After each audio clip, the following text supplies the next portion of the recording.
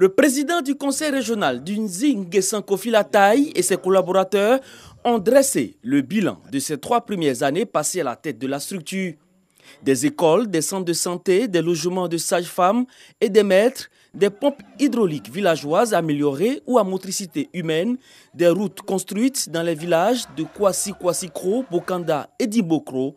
Toutes ces infrastructures réalisées traduisent la volonté du président de la région d'Unzi d'apporter le développement et le progrès dans cette région. L'accent a été également mis sur le volet social avec l'octroi des prêts, des permis de conduire et des prises en charge aux femmes, aux hommes et aux personnes indigentes pour leur autonomisation. C'est ensemble que nous pouvons aller loin. Disperser, ce n'est pas évident. Et je pense que, quelles que soient les positions que nous avons prises pendant les élections législatives, au moment où ces élections sont terminées, nous devons revenir porter notre avis de frères et sœurs pour travailler, nous donner la main et avancer ensemble. Au cours de cette session, les textes qui encadrent les actions des élus et des agents de l'institution ont été adoptés. Les conseillers régionaux ont donné quitus pour la reconduction du bureau du conseil. Le conseil régional d'Unzi a bénéficié d'appuis budgétaires exceptionnels du gouvernement, grâce auxquels les localités qui composent cette région ont pu atteindre un niveau de développement appréciable.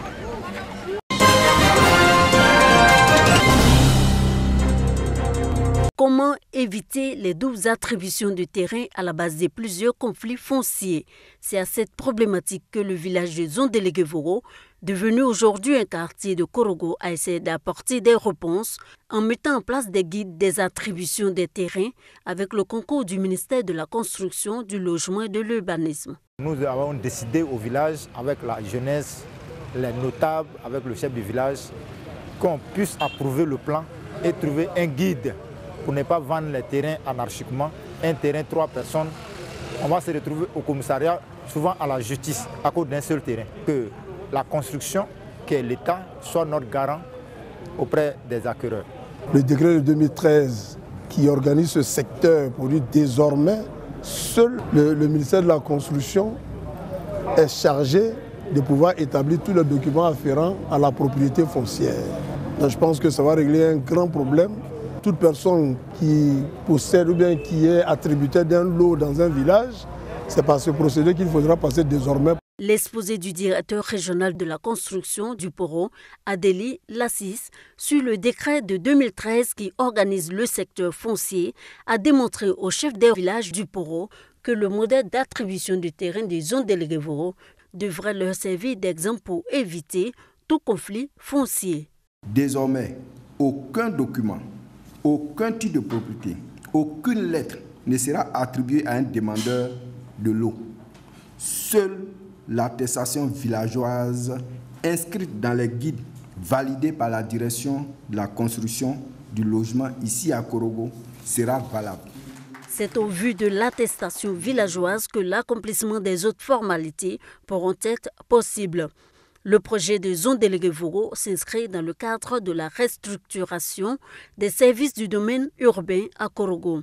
Il permettra à la direction régionale de construction d'instruire facilement les demandes des arrêtés de concession définitive à céder à Korogo.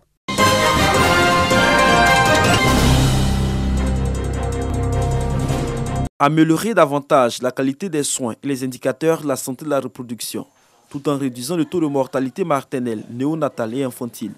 C'est l'objectif que s'est assigné la Société de gynécologie d'obstétrique de Côte d'Ivoire, Sogossi. Cette structure corporatiste a désormais une représentation dans l'est de la Côte d'Ivoire.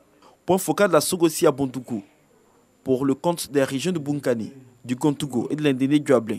Dr Sermé Siedou a pris l'engagement de travailler afin de rapprocher davantage sa structure de la population. Le couple mère-enfant est au cœur de toutes les politiques actuellement.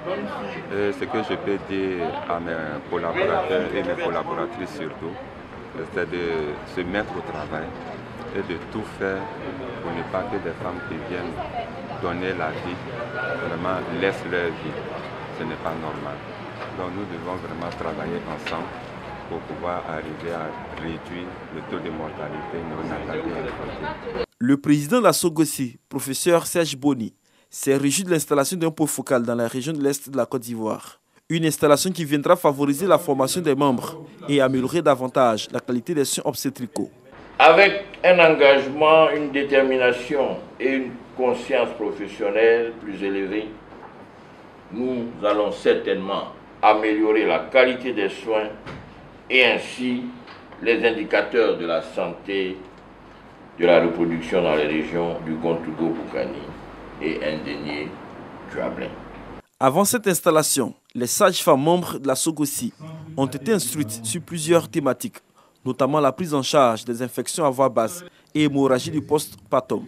La section Sogossi de Bondoukou constitue la 10e installée depuis 2 ans. Cette structure regroupe 400 gynécologues obstétriciens et 2000 sages-femmes.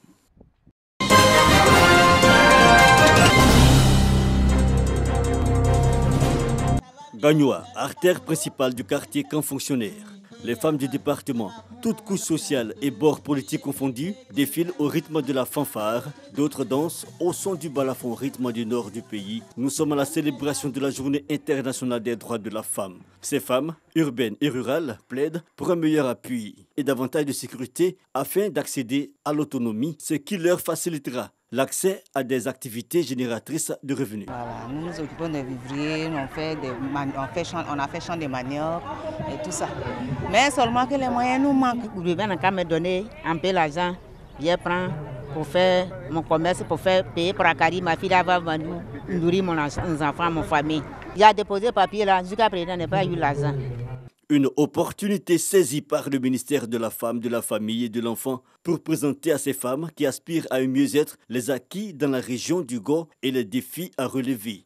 Une occasion pour elles de revendiquer plus de place dans la société, plus d'appui financier et de droits à l'instar des hommes. C'est vraiment une opportunité pour que les femmes puissent se faire entendre et que davantage il y ait des mesures qui soient prises pour vraiment valoriser la femme. Il y a des femmes qui subissent encore des violences au niveau de leur foyer. Les femmes sont battues par leurs hommes. Certains hommes même refusent que les femmes partent travailler ou bien qu'elles durent au travail. C'est petit à petit et ensemble avec le gouvernement, avec les communautés, avec toutes les composants de la nation, que les femmes surtout peuvent avoir encore d'autres acquis. Je pense que déjà si on s'y met, on va pouvoir atteindre les objectifs que nous sommes fixés. Cette parité de 50%, 50% entre l'homme et la femme dans tous les secteurs d'activité, que ce soit au niveau politique, au niveau social, au niveau économique. Pourquoi Beira Georges, secrétaire général de deux préfectures, cette célébration permet de faire le bilan de la situation de la femme. Un bilan estimé positif par l'administrateur qui les a exhortés à privilégier les groupements associatifs, à continuer d'œuvrer pour la paix et la cohésion sociale.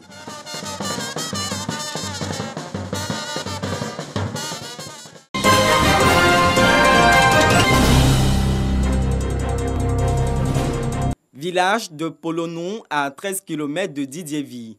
Cet uniforme cousu en 2020 est ressorti des valises pour Paquinou 2021. Venus en grand nombre, les ressortissants de ce village s'activent pour les festivités. Les hommes s'improvisent bouchers et les femmes s'attellent à la cuisine. Au menu, l'incontournable foutou igname. C'est l'occasion de tester le talent culinaire des belles filles. On s'occupe bien de moi, hein. On a la cuisine, avec les belles, on essaie d'échanger un peu les connaissances en matière culinaire, on partage. Les gens en parlent tellement que cette année-là, j'ai voulu participer à la fête des Pâques pour voir qu'est-ce qu'il y a dedans. Mais je suis arrivée aussi, j'ai vu que la fête de Pâques, réellement, ce sont les retrouvailles. Dans chaque famille se tient une réunion. Au cours de ces rencontres, n'est admise que la langue baoulé, garde aux réfractaires. Au cours des réunions, on leur apprend à parler le baoulé. On peut faire une réunion typiquement en baoulé, hein, mais si par erreur un mot français sort, on te colle une amende. Hein. Il est aussi question de développement. La PAC, c'est un outil de développement pour le peuple baoulé, en particulier ceux de Didiéville. La plupart de ces maisons que vous voyez ont été construites par les planteurs. Les planteurs qui, dans le mois de novembre, décembre, janvier, février, mars, ont un peu d'argent. Ils viennent au village, ils se réunissent, des axes de développement, ils font des projets et c'est à travers ces projets que le développement de ce village a pris son envol. Aujourd'hui, nous sommes heureux de pouvoir faire bénéficier de toutes les commodités de la ville à nos petits frères, à nos enfants qui sont au village. Et aujourd'hui, voilà nos parents qui ont changé d'habitude. Vous les voyez se promener maintenant à partir de 22 h. Après le déjeuner, place aux festivités.